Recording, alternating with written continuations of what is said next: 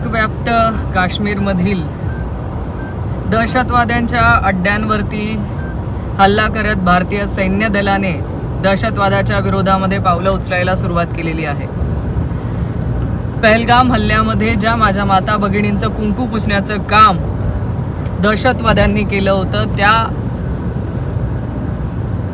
बदला घेण्यासाठी सिंदूर ऑपरेशनच्या माध्यमातून भारतीय सैन्य दलाने उचललेलं पाऊल अत्यंत कौतुकास्पद आहे आणि आम्हाला भारतीय सैन्य दलाचा सार्थ अभिमान आहे की आपण आपल्या भारतीय बहिणींच्या पाठीशी खंबीरपणे उभं राहण्याचं काम करत आहात। यासाठी आपल्या सैनिकांसाठी राष्ट्राच्या समर्थनार्थ आम्ही सगळे एकजूट आहोत।